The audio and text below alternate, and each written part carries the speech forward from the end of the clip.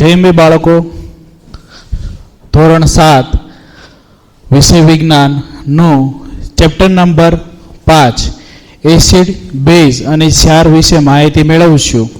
જેમાં આપણે acid, base અને ક્ષાર કઈ રીતે વર્તે છે, કઈ રીતે આપણે એની ઓળખ કરીએ છીએ, આના વિશેની સંપૂર્ણ માહિતી તમે મેળવવાના છો.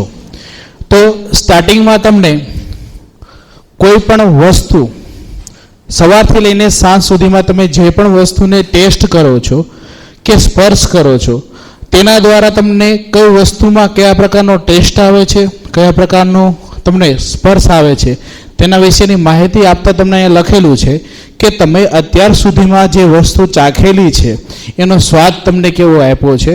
તો સ્ટાર્ટિંગમાં તમને કીધું કે લીંબુનો રસ સ્વાદે કેવો હોય છે, ખાટો. સંતરાનો રસ ખાટો હોય છે. વિનેગર ખાટાશવાળું હોય છે. દહીં, આંબલી એ બધી ખટાશવાળી હોય છે. એની સિવાય તમને સાકર આપી છે, મીઠું, આંબળા ખટાશવાળા હોય છે. ખાવાનો સોડા રેડી તુરા સ્વાદનું હોય છે. દ્રાક્ષ ખટાશવાળી હોય, કાચી કેરી ખટાશવાળી હોય, કાકડી સ્વાદે તુરી હોય છે. તો આમ તમને સ્વાદના આધારે ઘણા બધા વિવિધ પદાર્થોના ટેસ્ટ કરવાનું તમને માહિતી આપેલી છે. ત્યાર પછી આપણો પહેલો ટોપિક શરૂ થાય છે જેનું નામ છે એસિડ અને બેઝ. જેનું નામ છે એસિડ અને બેઝ.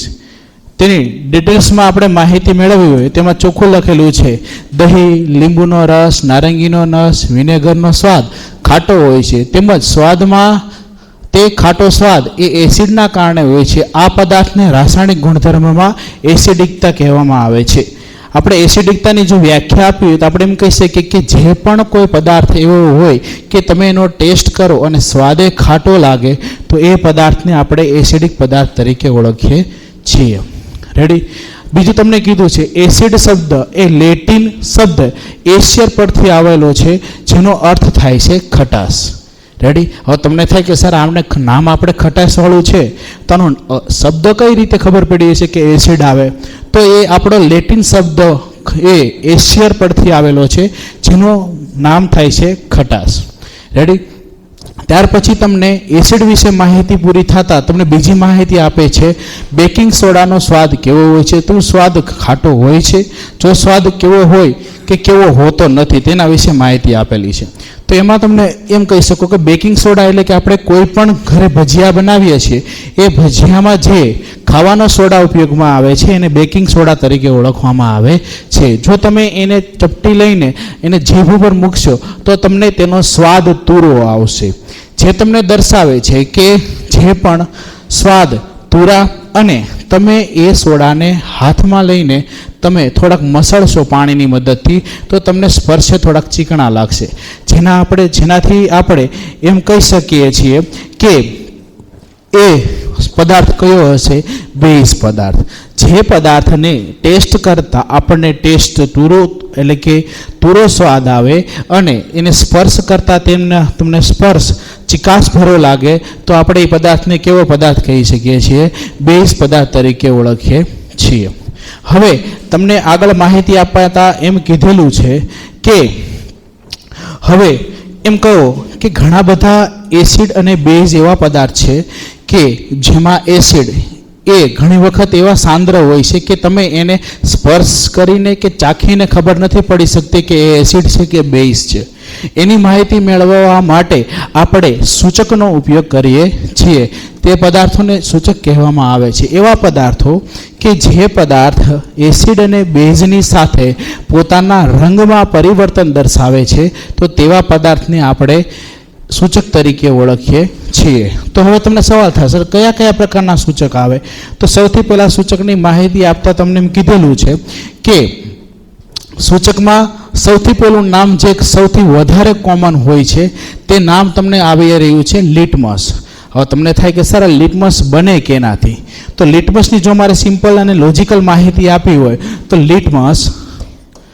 લિટમસ તમારું બે વસ્તુથી બને છે. એક તો હોય છે લીલ અને બીજી હોય છે ફૂગ. લીલ અને ફૂગનું જે સહજીવન જોવા મળે છે એને કહેવામાં આવે છે લાઇકેન. શું કહેવામાં આવે છે? લાઇકેન. આ જ લાઇકેનને તમે એક પાત્ર ઉપર સૂકવી દો, એક પ્રકારની લીલ જેવી જ વસ્તુ હોય, એકદમ ચીપચીપી વસ્તુ હોય, એને તમે કોઈ પાત્ર ઉપર સૂકવીને કાગળ બનાવી શકો છો અને એ જ કાગળને આપણે લિટમસ પત્ર તરીકે ઓળખીએ છીએ. તો આમ આપણે એમ કહી શકીએ કે લિટમસ પેપર કેના મદદથી બનાવવામાં આવે છે. લિટમસ પેપરમાં તમને બે પ્રકારની વેરાયટી જોવા મળે છે.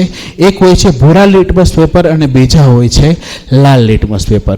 તો હવે તમને સવાલ થાય સર કયા પદાર્થ, આમાં તમે લિટમસ વિશે તો માહિતી આપી, પણ લિટમસમાં કયું લિટમસ કયા પ્રકારનો રંગ આપશે એના વિશે તમે માહિતી ન આપી. તો બાળકો એની સિમ્પલ લોજિકલ તમને માહિતી આપું તો જે ભૂરા લિટમસ પેપર છે એ એસિડમાં, આમ તો તમને એમ પણ કહી શકું છું કે એસિડ છે, એસિડ એ ભૂરા લિટમસ પેપરને કેવા બનાવે છે? લાલ. કેવા બનાવે છે? લાલ. પણ એ લાલ લિટમસ પેપરમાં કોઈ અસર લાવતા નથી. સમજ પડી કે નહીં? તમે કોઈ એસિડનો પદાર્થ લ્યો અને એમાં ભૂરો લિટમસ પેપર નાખો તો એ ભૂરા લિટમસ પેપરને લાલ બનાવે છે, પરંતુ તે લાલ લિટમસ પેપર ઉપર કોઈ પણ પ્રકારની અસર બતાવતા નથી. એની જેમ હું તમને બેઝ વિશે માહિતી આપું તો બેઝમાં હું તમને એમ કહી શકું કે બેઝ એ ભૂરા લિટમસ પેપર ઉપર કોઈ અસર નથી બતાવતા, તે ભૂરાને ભૂરા જ રહે છે, પણ તમે લાલ લિટમસ પેપર ઉપર તેને નાખો તો એના મદદથી તે લાલના કેવા બની જશે? ભૂરા. રેડી? જો તમારે આને સરળતા ખાતર માહિતી યાદ રાખવી હોય તો તમે એમ કહી શકો છો કે એ ભૂલા, અને આમાં આપણે યાદ રાખીએ છીએ બે લા ભૂ, જેના મદદથી આપણે સરળતાથી માહિતી મેળવી શકીએ કે એસિડ એ ભૂરા લિટમસ પેપરને કેવા બનાવે છે? લાલ. અને બેઝ એ લાલ લિટમસ પેપરને કેવા બનાવે છે? ભૂરા. તો આમ તમે કોઈ પણ એસિડ હોય કે કોઈ પણ બેઝ હોય એને તમે કોઈ પણ આવા પ્રકારના લિટમસ પેપરની મદદથી પણ તમે એ માહિતી મેળવી શકો છો કે તમને આપવામાં આવેલું દ્રાવણ કયું છે. કારણ કે આમાં ઘણી વખત તમને ખબર હશે કે અમુક વસ્તુ તમે ટેસ્ટ કરી શકતા નથી. જેમ કે એક સિમ્પલ એક્ઝામ્પલ આપીએ કે આપણે વોશરૂમમાં યુઝ કરવામાં આવતું જે એસિડ છે એ ખૂબ જ સાંદ્ર હોય છે, તો એ એસિડને બાળકો તમે ટચ કરીને પણ તમે નક્કી નથી કરી શકતા કે આ એસિડ છે કે બેઝ છે. તો એવા બધા જે એસિડ છે, ઘણા બધા એસિડ બહુ જ સાંદ્ર હોય છે, જેમ કે H2SO4, HCl. તો આ જે સાંદ્ર એસિડ છે તમે એને ચાખી કે સ્પર્શી શકતા નથી. તો વિચાર કરો કે તમારા પાત્રની સામે તમને કોઈ વસ્તુ આપી દે અને તમને એમ કે ચાલો આમાંથી કયો એસિડ છે કે કયો બેઝ છે, તો તમે સ્પર્શથી કે ચાખીને તમે કોઈ માહિતી મેળવી શકતા નથી. એની માહિતી મેળવવા માટે તમારે સૌથી પહેલાં તો લિટમસ પેપરની મદદથી એને એમાં ડૂબાડીને તમે સંપૂર્ણ માહિતી મેળવી શકો છો. ત્યાર પછીનો આગળનો જે મુદ્દો આવે છે તે મુદ્દામાં તમને કોઈ પણ પ્રકારનું એવું દ્રાવણ કે જે દ્રાવણમાં તમે કોઈ પણ પ્રકારના ફેરફાર જોયા હોય તો એક ફેરફારને આધારે તમને થાય કે સર મેં એકવાર એવું દ્રાવણ લીધું હતું, જેમ કે એક્ઝામ્પલ તરીકે તમને હું આપું કે આપણે નિસ્યંદિત પાણી. હવે તમને થાય કે સર આ લાલ લિટમસ પેપર અને ભૂરા લિટમસ પેપર ઉપર હંમેશા કલર ચેન્જીસ થયા કરશે. નહીં. તમે નામ સાંભળ્યું છે નિસ્યંદિત પાણી. નિસ્યંદિત પાણી એટલે કે આપણું જે વરસાદનું જે પાણી છે એ વરસાદના પાણી બાળકો તટસ્થ દ્રાવણ હોય છે. એ તટસ્થ દ્રાવણમાં તમે લિટમસને નાખો તો એના ઉપર કોઈ પણ પ્રકારની અસર બતાવતા નથી. એ ન કે લાલનું ભૂરું થાય છે કાં તો ન કે ભૂરાનું લાલ થાય છે, એની ઉપર કોઈ પણ પ્રકારનું રિએક્શન તમે જોઈ શકતા નથી. જેના મદદથી તમે એમ કહી શકો છો કે તટસ્થ દ્રાવણ ઉપર લિટમસ પેપરની કોઈ પણ પ્રકારની અસર તમને જોવા મળતી નથી. ત્યાર પછીનું બાળકો તમારું બીજું કુદરતી સૂચક તમારી સામે આવી રહ્યું છે. એ કુદરતી સૂચકનું નામ છે હળદર પેપર. હવે તમને થાય કે સર આ હળદર પેપર બનાવાય કઈ રીતે? તો હળદર પેપર બનાવવા માટે સૌથી પહેલાં તમારે એક કાગળની ઉપર તમારા ઘરમાં એક વાટકી લઈને એમાં હળદર નાખી અને થોડુંક પાણી એડ કરીને તમારે એક પેસ્ટ બનાવવાનો છે. એ પેસ્ટને તમારે જે પણ કાગળને તમારે હળદર પેપર બનાવવું છે એની ઉપર પાથરી દેવાનું, જેના મદદથી એને સુકાવ્યા પછી તમે હળદર પેપર બનાવી શકો છો. તમે ઘરે પણ એનો યુઝ કરી શકો છો. હવે તમને અહીં એમ કીધેલું છે કે સર હળદર પેપર અમે બનાવી નાખ્યું તો એ કયા દ્રાવણ ઉપર કયા પ્રકારની અસર બતાવશે? તો સૌથી પહેલાં તો તે તમારું જે એસિડિક દ્રાવણ હશે એમાં તમે હળદર પેપર નાખશો તો એના ઉપર કોઈ પણ પ્રકારનું રિએક્શન તે બતાવતું નથી. પણ જેવું તમે બેઝિક દ્રાવણમાં તેને યુઝ કરશો તો બાળકો એ હળદર પેપર ઓલરેડી હોય પીળા કલરનું પણ તે કથ્થઈ કલરનું બની જાય છે. એના ઉપરથી આપણે એમ કહી શકીએ કે હળદર પેપરની મદદથી પણ આપણે એસિડ છે કે બેઝ તેની ચકાસણી કરી શકીએ છીએ. ત્યાર પછીની બાળકો એની પછીનું બીજું કુદરતી સૂચક આવે છે જેનું નામ છે જાસૂદનું સૂચક, એટલે કે જાસૂદના પાણી, જાસૂદનું દ્રાવણ. જાસૂદનું દ્રાવણ તમને થાય કે સર કઈ રીતે બનાવાય? તો જાસૂદનું દ્રાવણ તમારે બનાવવા માટે સૌથી પહેલાં ગરમ તપેલીની અંદર પાણી ગરમ કરીને એમાં જાસૂદની પાંદડીઓના 4-5 પાંદડી નાખી એને ઉકાળીને તમે ગાળી લેશો તો તમે એમાંથી એ સૂચક બનાવી શકો છો. હવે એ જે દ્રાવણ બન્યું એ દ્રાવણને તમે એસિડની અંદર નાખશો તો તમને એકદમ ઘાટો ગુલાબી કલરનો રંગ જોવા મળે છે. આપણે મજેન્ટા કલર પણ તમે એને કહી શકો છો. અને બેઝની અંદર તમે એને નાખશો તો તમને લીલા કલરનું દ્રાવણ જોવા મળે છે. તો એના મદદથી પણ તમે શું જોઈ શકો છો કે તમારું જે દ્રાવણ તમને આપવામાં આવેલું છે તે દ્રાવણ એસિડિક છે કે બેઝ એની સંપૂર્ણ માહિતી તમે જોઈ શકો છો. અહીં તમને બાળકો અલગ અલગ પ્રકારના જાસૂદના ફૂલની ઉપર ટેસ્ટ કરવાની કીધેલી છે, તમે ઘરે કરી શકો છો. ત્યાર પછી તમને બાળકો એક કોમન ક્વેશ્ચન પૂછવામાં આવેલો છે કે મંદ હાઇડ્રોક્લોરિક એસિડ આપણે એમ કહી શકીએ HCl એટલે એસિડ છે, તો એ લિટમસ પેપર ઉપર શું અસર બતાવે? તમને બધાને ખબર છે, હમણાં આપણે આગળ ભણ્યા કે એસિડ એ ભૂરા લિટમસ પેપરને કેવા બનાવે છે? તો લાલ. તો અહીંયા લખવાનું ભૂરા લિટમસને કેવા બનાવે છે? લાલ.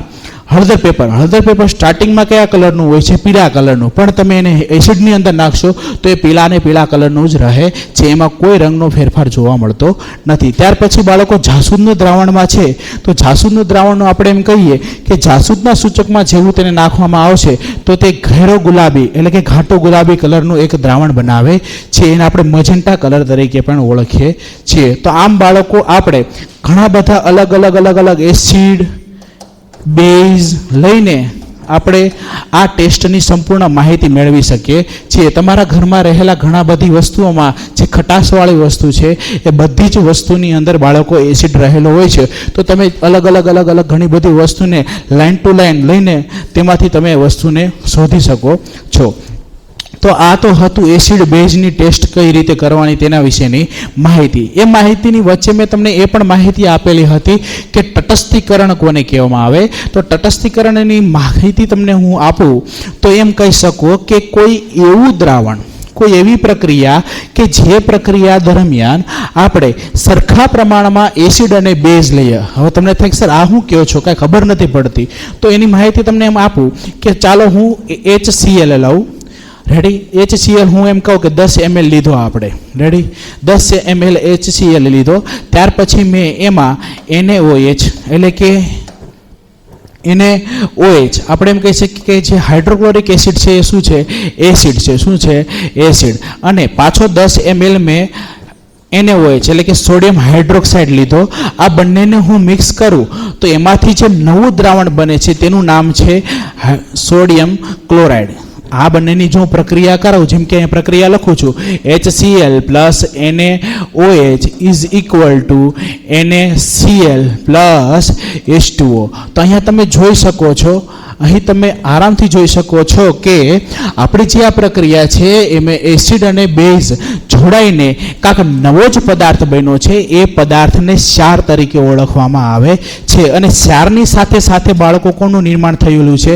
પાણીનું. આથી આપણે એની વ્યાખ્યા આપવી હોય તો આપણે એમ આપી શકીએ કે કોઈ એવો પદાર્થ કે જે પદાર્થ એસિડ અને બેઝ બંને એકબીજાની સાથે જોડાઈને એસિડ અને બેઝ એકબીજા સાથે જોડાઈને ક્ષાર અને પાણીનું નિર્માણ કરતા હોય તો એ પદાર્થ એટલે કે એ પ્રક્રિયાને તટસ્થીકરણ તરીકે ઓળખવામાં આવે છે. અહીં તમને બાળકો એક કૃત્રિમ સૂચકનું નામ પણ આપેલું છે જેનું નામ છે ફિનોપ્થેલિન. હવે તમને થાય સર કૃત્રિમ સૂચક એટલે શું?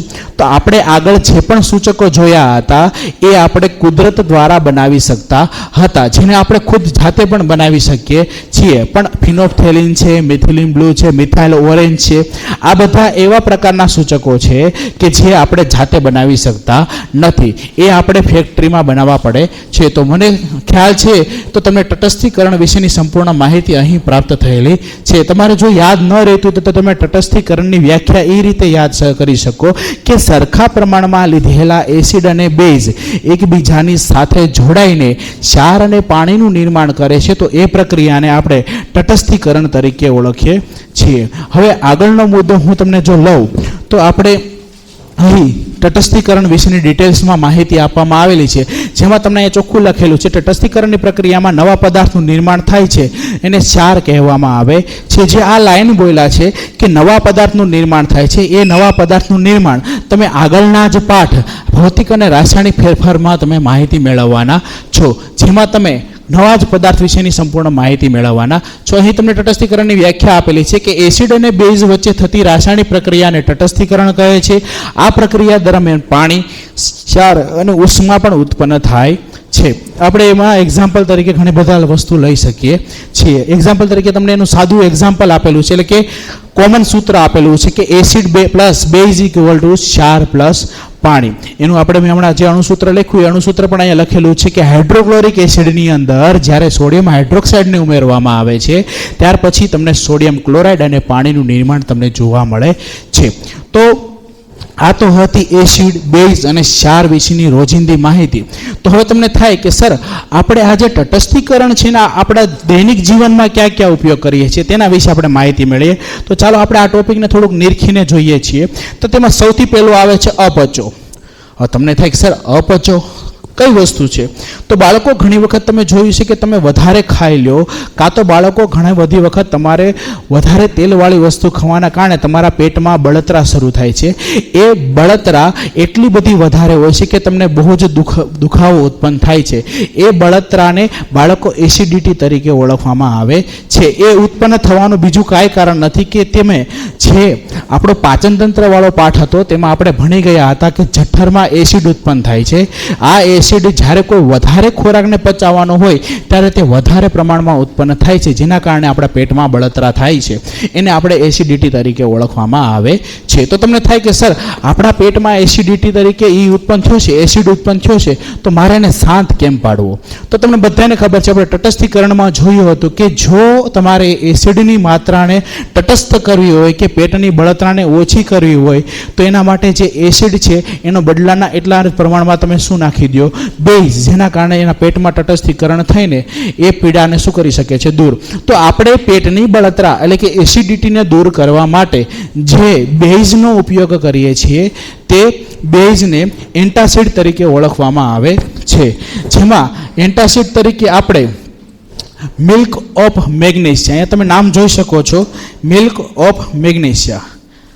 મિલ્ક ઓફ મેગ્નેશિયા એટલે કે મિલ્ક ઓફ મેગ્નેશિયાના આપણે રાસાયણિક નામ જોઈએ તેને મેગ્નેશિયમ હાઇડ્રોક્સાઇડ તરીકે પણ ઓળખીએ છીએ. જો મિલ્ક ઓફ મેગ્નેશિયાનું હું જો સૂત્ર લખવું હોય તો હું આમ લખી શકું કે MgOH ટ્વાઇસ. આ એનું રાસાયણિક સૂત્ર છે મેગ્નેશિયમ હાઇડ્રોક્સાઇડ. રેડી? એ તમારા ઈનો તમે બધાએ યુઝ કરેલો છે કે જ્યારે પણ તમને પેટમાં બળતરા થાય ત્યારે તમે ઈનો પીવો છો. એ ઈનોની અંદર બાળકો મેગ્નેશિયમ હાઇડ્રોક્સાઇડ નાખવામાં આવેલું હોય છે. તથા તમને ક્યારેક જો પીડા વધારે થાય તો તમે ખાવાના સોડાનો પણ યુઝ કરી શકો છો, કારણ કે ખાવાના સોડા પણ એક પ્રકારે બેઝનું જ કામ કરે છે. એનો ઉપયોગ પણ હમણાં આગળ જોઈશું. ત્યાર પછી બાળકો બીજું તમને એક્ઝામ્પલ આપેલું છે કીડીનું કરડવું. હવે તમને થાય કે સર કીડીનું કરડવાથી તો કઈ રીતે એસિડ આપણા શરીરમાં આવે? તો આપણે સમજીએ કે એ કીડી કરડે છે ત્યારે એના ડંખમાં ફોર્મિક એસિડ નામનું એસિડ રહેલું હોય છે, જેનું નામ અહીં તમને કીધેલું છે.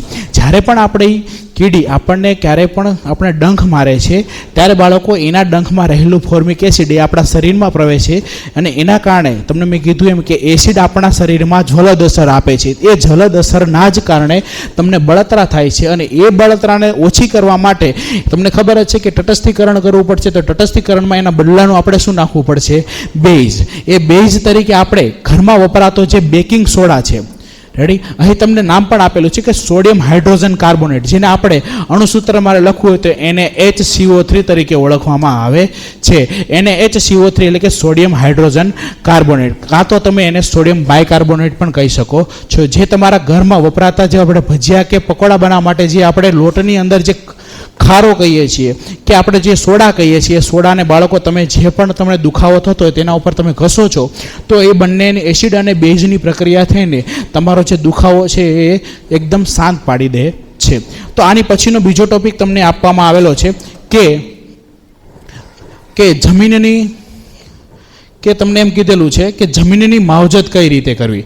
તો જમીનની માવજત માટે તમને કીધેલું છે કે જમીનમાં ઘણી વખત એવું થાય છે કે અમુક માણસોની જે જમીન હોય એમાં એસિડની માત્રા વધી જાય છે. રેડી. તો એસિડની માત્રા જ્યારે તમારે વધી જાય, એસિડની માત્રા જ્યારે તમારે વધી જાય છે ત્યારે તમારે એસિડની માત્રા ઓછી કરવા માટે તમારે એની અંદર તમારે જમીનની અંદર કોઈ એવો બેઝિક પદાર્થ નાખવો પડે છે કે જેના કારણે એને એસિડની જે એસિડિકતા છે તેને આપણે ઘટાડી શકીએ. આમાં પણ મેં તમને કીધું એમ કે એસિડિકતા વધી ગઈ છે તો આપણે એના બદલાનો શું નાખવો પડશે? બેઝ. જેમાં આપણે બેઝ તરીકે લઈએ છીએ, અહીંયા તમને નામ પણ આપેલું છે ક્વિક લાઇમ. ક્વિક લાઇમ એટલે કે કેલ્શિયમ ઓક્સાઇડ, જેનું અણુસૂત્ર આવે છે CaO તરીકે પણ તમે એને ઓળખો છો. ક્વિક લાઇમ તરીકે તેને ઓળખવામાં આવે છે. ક્વિક લાઇમ એટલે કે CaO એટલે કે કેલ્શિયમ ઓક્સાઇડ, અને એની સિવાયનું બીજું નામ આપેલું છે સ્લેક્ટ લાઇમ એટલે કે કેલ્શિયમ હાઇડ્રોક્સાઇડ. કેલ્શિયમ હાઇડ્રોક્સાઇડનું એ અણુસૂત્ર લખવું હોય તો CaOH ટ્વાઇસ, આને આપણે કેલ્શિયમ હાઇડ્રોક્સાઇડ તરીકે ઓળખીએ છીએ. જેના વિશે તમે માહિતી આગલા ધોરણમાં 10મા ધોરણમાં પણ તમે ડિટેલ્સમાં માહિતી મેળવવાના છો. અહીં તમને એક્ઝામ્પલ આપો તો ખાલી તમારે શું કરવાનું છે કે આ જે ચૂનાનો, આને આપણે જે આ કેલ્શિયમ ઓક્સાઇડ અને કેલ્શિયમ હાઇડ્રોક્સાઇડ છે એ ચૂનાના ગાંગડા કહેવાય. ચૂનાના ગાંગડાને ખાલી તમારે જમીનમાં પાથરી દેવાનો છે. જેવો વરસાદ પડશે એટલે જે આ કેલ્શિયમ ઓક્સાઇડ છે એ ચૂનાના ગાંગડા હોય છે, જેવો વરસાદ પડશે એટલે તે ચૂનાના ગાંગડામાંથી શું બની જશે? કેલ્શિયમ હાઇડ્રોક્સાઇડ બની જાય છે. જેને તમે આપણે બેઝ મળી રહેવાનો હોવાના કારણે આપણે તેનો